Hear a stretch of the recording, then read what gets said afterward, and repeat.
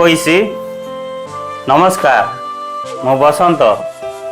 प्रिय दर्शक बंधु, आज जीवंत आहार कार्यक्रम को मु स्वागत करुच्ची। प्रिय दर्शक बंधु, सबुदिन पर आसतु आम आज शास्त्रांश पाठ करवा आदि पुस्तक 45:1-15 पद। आज मुख्य प्रसंग पूर्ण समन्वयर चुंबन। एथिरे जोसेफ अपना निकट रे ठिया होइतिवा लोक मानक साक्षात रे अपना को संभाली न पारी उच्च स्वर रे कहिले, आंब संबुकरु सबु लोकन को बाहर कर।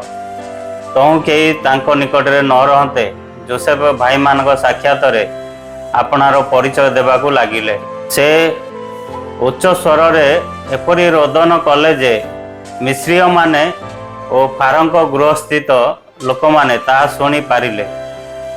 जोसेफ अपना भाई मानकू कहिले, मु जोसेफ, मो पिता कि आज जाए बंची अछंती।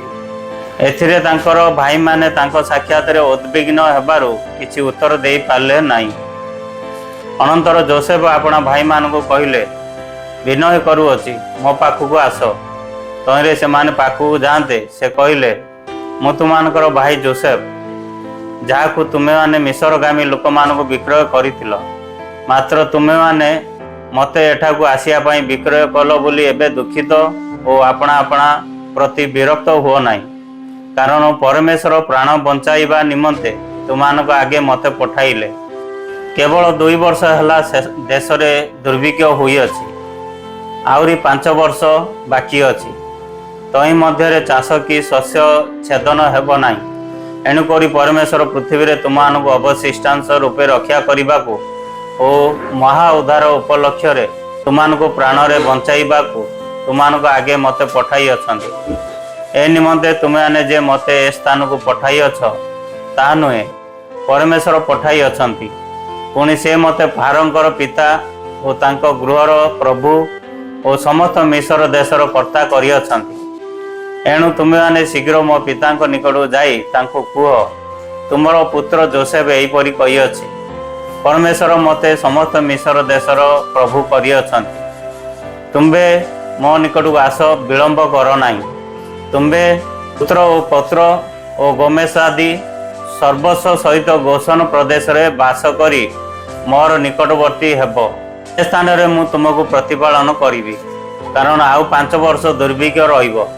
नहिले तुमर और तुम परिवार आदि समस्तंकर दरिद्र दशा घटिबो।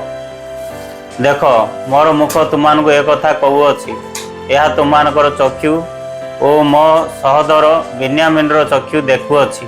एणु तुम्हे माने एई मिश्र देश रे मोर चर्जादी जहा जहा देखुअछ से समस्त मो पिता को जनाई तांको शीघ्र एठाकू आनिबो। अनंतर से अपना सहोदर बिन्यामिनर गला धरी रोदन कले। पुणी बिन्यामिन तांकर गला धरी रोदन कला। पुणी जोसेफ अन्य भाई मान को चुंबन कले और से मान को धरी रोदन कले। एवतारु तांकर भाई माने तांको संगरे आलाप करिबा को लागिले। प्रिय दर्शक बंधु, आसंतु पठित शास्त्रांश को आमाने भाबिबा और बुझिबा पई चेष्टा करिबा। बिन्यामिन को निमंते जिहुदा जोसेफଙ୍କ निकट रे अपना प्रस्ताव रखिले। फलरे जोसेफ अनुभव कले जे जिहुदा तांको पिता एवं बिन्यामिन को केते गभीर भाव रे भल पाउ अछंती। एणु जोसेफ तांकर भावना को नियंत्रण करि पारले नाही। से तांको दासमान को बाहर को पठाई उच्च स्वर रे रोदन कले। तापरे से तांको परिचय विषय सत्य प्रकाश कले। तांको भाई माने आश्चर्य होई गले जे केवल जोसेफ जीवित नुहंती, बरं से मिश्रर प्रधानमंत्री होई जाई अछंती। एवं से माने भयरे कथावार्ता होई गले। जोसेफ तांको भाई मान को आश्वस्त करी कहिले जे सबु किछि परमेश्वर द्वारा महामारी रू बंचाइबा निमंते उद्धारर पथ प्रस्तुत करा जाइछि। पद 4-8 पद। तापरे से तांको भाई मानकू तांको पिता एवं सेमानको परिवार को मिश्र को आनिबा को निमंत्रण कले। क्षमा एवं पुनर्मिलनर एक संकेत भावरे जोसेफ तांको बड़ भाई एवं बिन्यामिन को चुंबन कले एवं सेमाने समस्त एकाठी क्रंदन कले। 9-15 पदरे लेखा जाइछि। प्रिय दर्शक बंधु एठारे ईश्वर किए अटंती आमे ध्यान करिबा। परमेश्वर सबकिछि एकाठी भल पाई करंती। रोमियो 8:28। जोसेफ सबु असह्य परीक्षा एवं अन्याय भावे जो दुख सही ता सबु परमेश्वर परित्राणर बृहत योजनार एक अंश थिला। परमेश्वर सर्वदा जोसेफ सहित थिले, जी केवल परमेश्वर उपरे निर्भर करी सहाय करथिले एवं तांको परमेश्वर सफल करथिले। परमेश्वर व्यवस्था एवं अनुग्रह अधीन रे आमर अतीत और आमर वर्तमान एवं भविष्यत नवीकरण हुए। प्रिय दर्शक बंधु, ये शास्त्रांश ईश्वर आमको कौन शिखाती ता माने शिखिबा को संपूर्ण क्षमा करने एक महान कार्य। जितेबाला आमे अन्याय भाव में कष्ट पाऊ सेतेबाला क्षमा करने कष्टकर हो जाए, कारण क्षत गुड़िक एत गभीर जे क्षमा करने सहज हुए ना किंबा यह स्वाभाविक नुहे।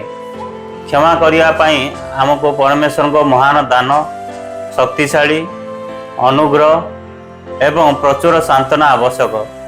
क्षमा करने हूँ मिश्रर प्रधानमंत्री हेबा अपेक्षा एक महान एवं अधिक कष्टकर कार्य। प्रिय दर्शक बंधु, आज पठित शास्त्रांश प्रभु आम को आशीर्वाद करंतु। आउ जहाँ माने पठन करियछु ध्यान करियछु ता प्रयोग करने चेष्टा करिबा। आसंतु आम माने प्रार्थना करिबा। धन्यवाद स्वर्गस्थ पिता जोसेफंकर परमेश्वर, आ तुमे तांको जो दर्शन देइतिलो, आ तुमे अनेक वर्ष पर ता सफल कलो। तुमर मनोनीत वंश को रक्षा करने तुम्हें पूर्वर प्रेरणा करथिलो। प्रभु आम जीवन में सेपरी तुम्हें जो योजना रखिच निश्चय सफल हम यही भरोसा करी जपरी आम तुम ठारे निर्भर करूँ। प्रभु तो अन्य मानकर परित्राणर कारण हम से आम को आशीर्वाद कर। जीसुଙ୍କ नाम रे प्रार्थना उत्सर्ग करुछि। आमेन।